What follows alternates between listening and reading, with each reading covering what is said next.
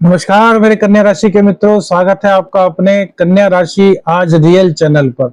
आज बात करेंगे कन्या राशि के 4 सितंबर 2025 के राशिफल की। आज है गुरुवार, भाद्रपद शुक्ल पक्ष की द्वादशी तिथि आज रहेगी। सूर्योदय का समय आज सुबह को 6 बजे रहेगा, जबकि सूर्यास्त शाम को 6:39 पर होगा। 11:54 से 12:45 तक आज अभिजीत मुहूर्त रहेगा। दोपहर 1:54 से 3:29 तक आज राहु काल है मेरे मित्रों। यह समय दिल्ली के अनुसार है, आपके क्षेत्रों के अनुसार यह समय अलग अलग हो सकता है। दिशाशूल दक्षिण दिशा की रहेगी मेरे मित्रों। चंद्रदेव आज कन्या राशि के पंचम भाव में गोचर करेंगे। शुक्र देव की दृष्टि चंद्र पर पड़ेगी। यह मेरे मित्रों वैदिक ज्योतिष में बहुत अच्छा योग कहा गया है, जो जीवन में सकारात्मकता के संकेत देता है। वहीं सूर्य के उत्तराषाढ़ा नक्षत्र से चंद्रमा का गोचर हो रहा है और सूर्य और चंद्र का 6, 8वें का संबंध बन रहा है मेरे मित्रों। बात करते हैं करियर और व्यवसाय की। किस दिशा में बढ़ सकता है कदम? अब करियर में कोई सकारात्मक मोड़ आ सकता है या फिर रिश्तों में एक सकारात्मकता आपको दिखाई दे सकती है। देखिए, सबसे पहले बात करेंगे करियर की। मित्रों, आज का दिन कार्य क्षेत्र में मिले जुले परिणामों को दर्शा रहा है। शुक्र जो कि आपके भाग्येश हैं, वो आपके 11वें स्थान में बैठे हुए हैं और उनकी दृष्टि 11वें स्थान के स्वामी पर पड़ रही है। तो मेरे मित्रों, इससे लक्ष्मी योग का निर्माण होता है वैदिक एस्ट्रोलॉजी में। चंद्रमा पंचम भाव में बैठ करके आपकी सृजनात्मकता को बढ़ा रहा है, आपकी क्रिएटिविटी को बढ़ा रहा है। लेकिन जो सूर्य से 6 और 8 का संबंध यानी कि षडाष्टक जो योग बन रहा है, यह आपकी मेहनत को थोड़ा सा विलंबित कर सकता है। जैसे होता है ना कि यार, फॉर एग्जाम्पल कोई छात्र एक कठिन प्रश्न पत्र को हल करता है और शिक्षक उसकी कॉपी को चेक करने में समय लगा दे, वैसा ही अनुभव कुछ करियर में नौकरी जो करते हैं कन्या राशि के मित्र उनको हो सकता है। यानी कि हो सकता है कि जो आप मेहनत कर रहे हैं उसका परिणाम आपको कुछ देर से मिल सकता है। देखिए, ये जो राशिफल है मेरे मित्रों, यह गोचर के आधार पर ग्रहों का एक संकेत मात्र होता है। यदि आपको व्यक्तिगत रूप से किसी निर्णय पर पहुंचना है मेरे मित्रों, तो अपनी जन्म कुंडली का अध्ययन किसी विशेषज्ञ से कराइए। शुक्र की दृष्टि से आपके आइडियाज तो सराहे जाएंगे मेरे मित्रों। कहीं ना कहीं आपका बॉस आपके आइडियाज से प्रसन्न हो सकते हैं। आपके जो वरिष्ठ जन हैं या जो ऑफिस कर्मी हैं, उनकी सराहना आपको मिल सकती है, क्योंकि चंद्र और शुक्र का संबंध, यानी कि चंद्र चंचलता, चंद्र और शुक्र वैभव, दोनों ग्रह और चंद्रदेव अपने ही घर को देख रहे हैं जहां पर शुक्रदेव विराजमान है। तो ये करियर में नए मौके तो आपके देखिए कहीं ना कहीं संकेत दे रहा है। बस आपको थोड़ा यहां पर धैर्य रखना है, क्योंकि मंगल से भी अभी राहु का षडाष्टक योग चल रहा है। तो ऐसे में क्या होता है मेरे मित्रों, विलंबित कुछ हो सकता है, परिणाम आने में कुछ देरी हो सकती है। जो लोग क्रिएटिव फील्ड से जुड़े हैं, मैनेजमेंट से जुड़े हुए हैं, उन्हें अचानक से कोई नया अवसर भी प्राप्त हो सकता है, क्योंकि राहु की दृष्टि बृहस्पति पर है और बृहस्पति स्वयं के पुनर्वसु नक्षत्र से गोचर कर रहे हैं। तो 6ठे स्थान में राहु को कई चीजों में अच्छा भी पाया गया है। जब 6ठे स्थान में राहु गोचर करते हैं, 6ठे स्थान में राहु को कारकत्व की श्रेणी में रखा गया है। और जब इनकी दशम पर दृष्टि पड़ती है मेरे मित्रों, तो जॉब में कुछ ये अचानक से परिणाम आपको दे सकते हैं, क्योंकि आज शुक्र और चंद्र का भी एक बहुत अच्छा योग बन रहा है। साझेदारी और बिजनेस, यानी कि आपका बिजनेस है, आपका बिजनेस पार्टनरशिप में है, तो वहां पर क्या संकेत दिखाई दे रहे हैं? देखिए, सप्तम भाव में वक्री शनि और नेपच्यून, तो यहां पर ये संकेत दे रहे हैं कि यार साझेदारी वाले कार्यों में पारदर्शिता बहुत जरूरी है। देखिए मेरे मित्रों, जब एक ही बिजनेस में 2, 3, 4 लोग एक साथ काम करते हैं, तो सबकी सोच कहीं ना कहीं अलग अलग होती है। अब जब सबकी सोच अलग अलग है, लेकिन उद्देश्य सबका एक होता है कि किस तरीके से अपने व्यापार में तरक्की की जाए, लेकिन उनके विचार अलग अलग हो सकते हैं। तो यहाँ पर आपको सबको अपनी बात बता करके उनको सेटिस्फाई करना है। जैसे आपने किसी प्रोजेक्ट पर कोई बात की, अब उस प्रोजेक्ट को सब चाहते हैं लेकिन सबके पार्टनर्स के विचार अलग अलग हैं। और आज चंद्र और शुक्र समसप्तक योग में है, तो आपकी सृजनात्मकता, आपकी आइडियाज वो उनको अच्छे लग सकते हैं, लेकिन वो उन पर कुछ चीजें बता सकते हैं कि यार ऐसा है या नहीं। हालांकि वो ये नहीं चाहेंगे कि इस काम को ना किया जाए, मतलब व्यापार को आगे ना बढ़ा जाए, लेकिन उनके विचार अलग हो सकते हैं। तो यहाँ पर आप अपने सृजनात्मक विचारों द्वारा, चंद्र और शुक्र की सौम्यता के द्वारा उन सब को अपनी बात से सहमत कर सकते हैं और अपने व्यापार को आगे ले जाने के रास्ते को प्रशस्त मेरे मित्रों कर सकते हैं। व्यापार के लिए नई दिशा, नए कदम आज आप अपना सकते हैं, ऐसा ग्रहों का संकेत यहाँ पर दिखाई देता है। ऐसा भी हो सकता है कि कोई पुराना मित्र आपके पास आ जाए और उनके साथ आपकी कुछ पार्टनरशिप की बात बन जाए। वो कह सकता है कि यार मुझे आपके साथ काम करना अच्छा लगता है या मैं आपके साथ काम करना चाहता हूँ, पुराना जान पहचान वाला लोग है, तो आप उनके साथ पार्टनरशिप में अपना एक तरीके से कार्य कर सकते हैं। लेकिन मेरे मित्रों, अनुबंध वगैरह जो भी होते हैं उसको अच्छी तरीके से पढ़ लीजिए। अब विश्वास में आकर के एकदम से साइन मत कीजिए। मंगल और जो राहु का षडाष्टक योग है, मंगल और शनि का जो समसप्तक योग है, ये आपको यह संकेत देता है कि किसी भी चीज को करने से पहले, किसी भी चीज पर साइन करने से पहले उसको अच्छी तरीके से पढ़ लीजिए, उसके बाद ही साइन कीजिए जब आप उन चीजों को समझ लें।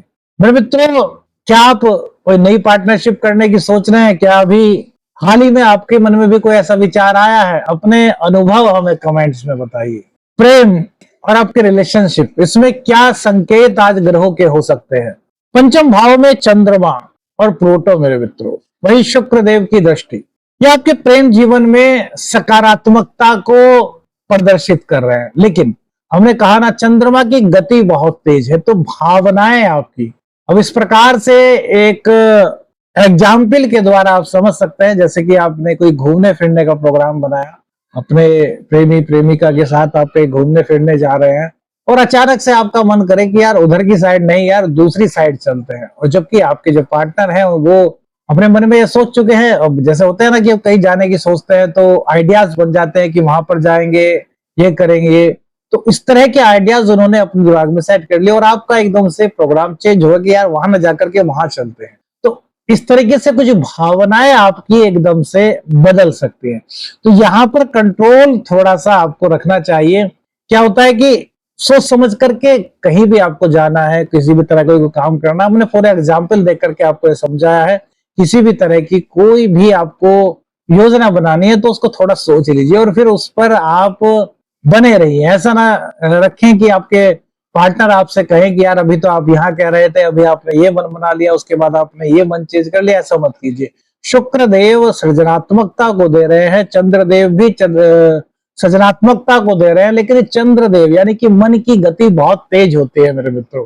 तो थोड़ा सा चेंजिंग कहीं फीलिंग्स में आ सकता है, आपको ऐसा लग सकता है, आपको ऐसा फील हो सकता है। ये चंद्र राशि के आधार पर मेरे मित्रों, फीलिंग्स पर ही यह राशिफल का संकेत होता है, क्योंकि चंद्रमा पर ही ग्रहों का प्रभाव होता है, जिसके कारण हमारी ऐसी फीलिंग्स बनती है। अब फीलिंग्स जैसी होंगी, हमें जीवन के उसी मोड़ की ओर वो मुड़ने के लिए प्रेरित करती है। और बाकी तो कुंडली में जो ग्रह होते हैं उनका अलग अलग प्रभाव होता है। आपकी जन्म कुंडली में जिस तरह के ग्रह होंगे उनका अलग अलग प्रभाव होगा, फिर गोचर जुड़ेगा, अंतर्दशा जुड़ेगी, तो बहुत सारी चीजें होती है।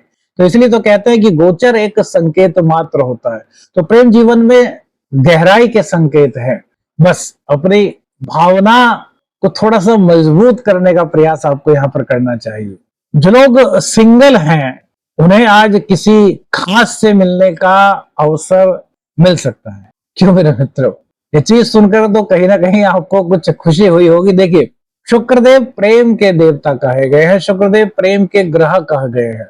प्रेम, आकर्षण, वैभव, ये सब चीजों के जो कारक हैं वो शुक्रदेव हैं। और चंद्रदेव शीतलता के प्रतीक है, चंद्रदेव गति के प्रतीक है, चंद्रदेव सुखों के प्रतीक है, चंद्रदेव मन के प्रतीक है। तो चंद्र और शुक्र का जब भी समसप्तक योग बनता है मेरे मित्रों, तो जीवन में प्रेम, आकर्षण, सुख, इन सब चीजों के सकारात्मक रास्ते कहीं ना कहीं खुलते हैं।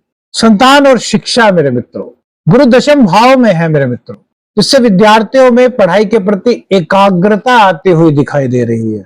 विद्यार्थियों को ऐसा महसूस हो सकता है कि जितना वो पढ़ते हैं उससे आज ज्यादा पढ़े।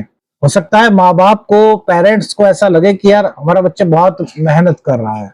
अब जैसे फॉर एग्जाम्पल आपका बच्चा 1-1.5 घंटे रोज पढ़ाई करता है, स्कूल कॉलेज से आने के बाद, या 2 घंटे पढ़ाई करता है, तो आज उसका मन कर सकता है कि यार थोड़ा सा और ज्यादा टाइम पढ़ाई को दिया जाए। हो सकता है आज वो 2 घंटे से ज्यादा पढ़ाई करे, तो इससे आपको लगेगा कि यार हमारा बच्चा बड़ा फोकस कर रहा है। लेकिन मेरे मित्रों, यहाँ पर एक चीज आपको देखनी चाहिए, क्या कि एकाग्रता के मामले में चंद्र और शुक्र आपके बच्चे का साथ दे रहे हैं, लेकिन शुक्र और चंद्र का जो समसप्तक योग है वो इस चीज को भी कहीं ना कहीं दर्शाता है कि कहीं विपरीत लिंगी के प्रति आपके बच्चे का कोई आकर्षण तो नहीं बढ़ रहा। अब बच्चे छोटे हैं तो फिर तो वहां पर कोई बात नहीं, लेकिन बच्चे युवावस्था में है तो आपको यहाँ पर सोचना चाहिए, थोड़ा सा अपने बच्चों के साथ बैठना चाहिए, देखना चाहिए कि क्या वास्तव में बच्चे अपनी पढ़ाई पर फोकस कर पा रहे हैं या फिर उनका ध्यान कहीं और है। ऐसा भी होता है ना कभी कभी कि बुक सामने होती है और हम पढ़ाई के बजाय किसी और चीज को सोच रहे होते हैं। तो ऐसा नहीं कि सिर्फ बुक्स खोल करके बैठ जाएं और हमारा मन पढ़ाई में ना लगे। बुक्स के साथ साथ हमारी पढ़ाई में भी हमारा ध्यान होना चाहिए मेरे मित्रों, तभी हम शिक्षा के रास्ते पर सकारात्मक उन्नति कर सकते हैं। तो अब जरूरी नहीं है कि ये सब चीजें हों, लेकिन कुंडली में यदि शुक्र राहु के साथ है, यदि शुक्र सूर्य के साथ है, या फिर शुक्र कुंडली में आपके बच्चे की पीड़ित है, तो बहुत सारी स्थितियां कुंडली के अकॉर्डिंग चलती हैं। तो एक बार बस हल्का सा, और पेरेंट्स बन करके नहीं, मित्र बन करके, क्योंकि बच्चे जब बड़े हो जाते हैं, वो किशोरावस्था में प्रवेश करते हैं, तो उस वक्त माँ बाप को अपने बच्चों के, पेरेंट्स तो देखिए वो हैं, लेकिन उनके साथ जो व्यवहार होना चाहिए वो एज ए फ्रेंड का होना चाहिए। इससे बच्चों को आपकी निकटता मिलती है, आपका जो अनुभव है उससे आप अपने बच्चे को मोटिवेट कर सकते हैं, आप अपने बच्चे के जीवन में सकारात्मकता का सृजन कर सकते हैं, क्योंकि आपके पास अनुभव है। अभी आपका बच्चा उम्र की दहलीज पर है ना, अभी वो अपने जीवन को जो शैशवावस्था से युवावस्था में जा रहे हैं उसको स्टार्ट कर रहा है, और आप उन चीजों को पार कर चुके, तो आपको उनसे ज्यादा अनुभव है। तो अपने अनुभव के सहारे आप अपने बच्चे को मोटिवेट कर सकते हैं, जिसके द्वारा आपके बच्चे के जीवन में सकारात्मकता का सृजन मेरे मित्रों हो सकता है। प्रतियोगी जो परीक्षा की तैयारी कर रहे हैं उन छात्रों के लिए, जो कन्या राशि के छात्र हैं, उन छात्रों के लिए समय सकारात्मक कहा जा सकता है। और राहु 6th हाउस में बैठ करके प्रतियोगी परीक्षा में सफलता के संकेत दे रहा है, लेकिन मंगल और राहु का षडाष्टक योग कुछ न कुछ आलस्य भी उत्पन्न कर रहा है। और अभी जो सूर्य, केतु और बुध एक साथ 12वें भाव में है, तो एक चीजों को दर्शाते हैं कि एकदम से कुछ आलस्य सा आ सकता है, एकदम से बच्चे के मन में कुछ विचार आ सकता है, जिससे कि उसका शिक्षा से या प्रतियोगी परीक्षा से जो ध्यान है वो एकदम से हट सकता है।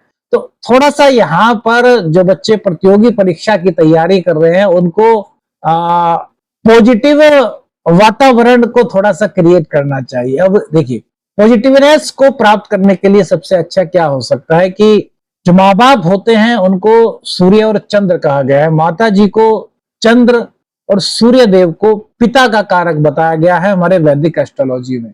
तो सकारात्मकता की शुरुआत अब सुबह को जब सोकर के उठते हैं तभी से करें, अपने माता जी पिताजी के चरण स्पर्श करें, इससे चंद्रदेव और सूर्य देव दोनों का आशीर्वाद आपको प्राप्त होगा। माता पिता का आशीर्वाद लेना तो वैसे ही हमारे वेद पुराणों में, हमारे शास्त्रों में, सब में सबसे अच्छी चीज बताई गई है कि आशीर्वाद लो। माता पिता का नहीं, बड़े बुजुर्गों का, गुरुओं का, इनका आशीर्वाद हमारे जीवन में सकारात्मकता को उत्पन्न करता है। तो हमें क्या करना चाहिए कि अपने जीवन में हमेशा अपने माता पिता का आशीर्वाद देना, उनकी आज्ञा का पालन करना, उनसे अनुभव प्राप्त करना, है ना।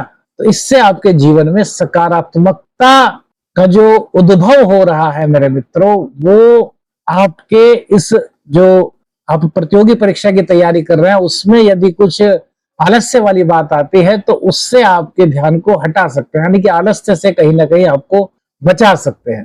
दाम्पत्य जीवन में वक्री शनि और नेपच्यून की स्थिति, वही चंद्र और शुक्र का समसप्तक का मिलन। देखिए, पति पत्नी यानी कि दाम्पत्य जीवन में एक दूसरे के प्रति आज आकर्षण का भाव उत्पन्न हो रहा है। आज आपका मन कर सकता है क्यों ना अपने लाइफ पार्टनर के साथ कुछ घूमने फिरने का प्रोग्राम बनाया जाए। कुछ ऐसे विचार आ सकते हैं कि क्यों ना आज कहीं, अब जैसे होता है ना कि घर में खाना वगैरह बना है, आपका एकदम से मन कर जाता है कि यार आज तो यार कुछ बाहर चल करके खाते हैं, तो इस तरह के विचार आ सकते हैं। आपका जीवन साथी आपसे कह सकता है कि चलिए कुछ बाहर खाने का मूड है तो आज बाहर खाने चलिए। इस तरह की कुछ फीलिंग्स आपको हो सकती है। देखिए, शुक्रदेव जो है वो सेकंड हाउस के भी स्वामी है। सेकंड हाउस हमारी वाणी का, हमारे मुख का, हमारे कुटुंब का, हमारे धन का भाव है, और एकादश भाव हमारी डिजायर्स का है, हमारी अपेक्षाओं का है, हमारे मित्रों का है, हमारे इनकम का है। तो यहाँ पर कुछ ऐसी फीलिंग्स की मित्रों के साथ या फिर अपने जीवन साथी के साथ, अपनी फैमिली के साथ आज आपका कहीं बाहर घूमने का प्रोग्राम बन सकता है। इन चीजों को आपको अपने जीवन में एंजॉय करना चाहिए। देखिए, आकर्षण और प्रेम, अब आपस का रिश्ता मजबूत कैसे होता है? जब हम एक दूसरे के साथ संवाद करेंगे, एक दूसरे के साथ समय बिताएंगे। अब शनिदेव सप्तम हाउस में बैठे हैं तो ये कहीं ना कहीं कुछ ऐसी फीलिंग्स लाते हैं जैसे कि हमारा पार्टनर हमको समझ नहीं पा रहा। तो अब शुक्र देव की कृपा दृष्टि सीधी इस पंचम भाव पर हो रही है, और पंचम भाव प्रेम का भी है ना। अब पति पत्नी में भी तो प्रेम ही है, अब प्रेमी प्रेमिका से ही क्या प्रेम जुड़ा जाता है? नहीं, पति पत्नी में भी तो बहुत प्रेम होता है। तो उस प्रेम भाव को उद्भव करने का संकेत मेरे मित्रों चंद्रदेव की और शुक्रदेव की कृपा से मिल रहा है, जो आपके दाम्पत्य जीवन में आज एक नया सकारात्मक रूप लेकर के आ सकता है। भाग्य और धर्म, नवम भाव में यूरेनस का प्रभाव आपको मेरे मित्रों नई ऊर्जा देता हुआ दिखाई दे रहा है। नवम भाव के स्वामी का 11वें स्थान में गोचर करना और चंद्रमा को देखना, ये आय के नए स्रोत बनाने के संकेत देता है। मित्रों के सहयोग से कुछ आगे बढ़ने के संकेत देता है। आपकी कुछ अपेक्षाएं पूर्ण होने के संकेत देता है। धार्मिक या आध्यात्मिक कार्यों में आपकी रुचि बढ़ाने के संकेत देता है। आपको कुछ ऐसी चीजें फील हो सकती हैं जैसे कि आपको कोई धार्मिक यात्रा करनी चाहिए, या फिर आपको ऐसा फील हो सकता है कि यार मेरे मित्र हैं, उनसे मिले हुए बहुत दिन हो गए, आज उनसे मिल लेते हैं या उनसे फोन पर बातें कर लेते हैं। मतलब कुछ चीजें आपको अपने जीवन में उन चीजों के साथ कनेक्ट करने की फीलिंग्स ला सकते हैं जो आपके जीवन में है, लेकिन उनसे बात किए हुए आपको काफी दिन हो गए। अभी आपके मित्र हो सकते हैं या आपके रिश्तेदार हो सकते हैं, है ना। अब बहन जी हो सकती है, भाई साहब हो सकते हैं, ताऊ जी हो सकते हैं, ताई जी हो सकती है, चाचा जी, चाची जी, बहुत सारे रिश्ते होते हैं। तो उनके साथ आपका कनेक्ट करने की आपको फीलिंग्स आज हो सकती है। गुरु और जो शुक्र की स्थिति है मेरे मित्रों, ये कहीं ना कहीं आर्थिक लाभ के संकेत भी आपको दे रही है। विशेषकर 11वें भाव में शुक्र, भाग्येश का 11वें भाव में गोचर और एकादशेश का भाग्येश को देखना, ये आपको नेटवर्क, आपको अगर कोई नेटवर्किंग क्षेत्र है, आप होता है ना कि बहुत से लोगों का ऐसा कार्य होता है जो नेटवर्किंग के द्वारा होता है, चैन सिस्टम वगैरह होता है, तो उसके द्वारा आपको कुछ लाभ होने के संकेत यहाँ पर प्राप्त हो सकते हैं। 6th भाव में राहु है मेरे मित्रों, इसलिए आपको उधार देने से आज बचना चाहिए। कृषि और भूमि की बात करें तो मंगल और शनि की दृष्टि के कारण मेरे मित्रों, क्योंकि मंगल की चतुर्थ दृष्टि आपके चतुर्थ भाव पर है और शनि की 10वीं दृष्टि आपके चतुर्थ भाव पर है, तो कृषि से जुड़े हुए कार्यों में हो सकता है कि आपको आज अधिक श्रम करना पड़ सकता है। भूमि विवाद वगैरह कोई आपका चल रहा है तो उसमें समझदारी का परिचय देते हुए, धैर्य का परिचय देते हुए, मृदुवाणी का प्रयोग करते हुए उस समस्या का समाधान आप निकाल सकते हैं। स्वास्थ्य के मामले में कुछ नींद की कमी आपको महसूस हो सकती है, कुछ मानसिक थकान सूर्य, बुध और केतु के 12वें भाव में होने के कारण आप महसूस कर सकते हैं। फिर मित्रों, यदि ऐसी कोई स्वास्थ्य में आपको दिक्कत दिखाई दे तो आपको अपने डॉक्टर से संपर्क करके अपना उपचार कराना चाहिए। इन चीजों को नजरअंदाज बिल्कुल मत कीजिए, और डॉक्टर की सलाह पर योग, प्राणायाम वगैरह भी आप कुछ कर सकते हैं। क्या करें और क्या ना करें? देखिए, माता पिता और पितरों की सेवा, गुरुदेव को पीली वस्तु अर्पित आप कर सकते हैं। अध्ययन और शोध से जुड़े हुए कार्यों पर आप फोकस कर सकते हैं। अनावश्यक विवादों से बचें। बिना जांचे परखे कोई भी निवेश आदि करने से आपको बचना चाहिए।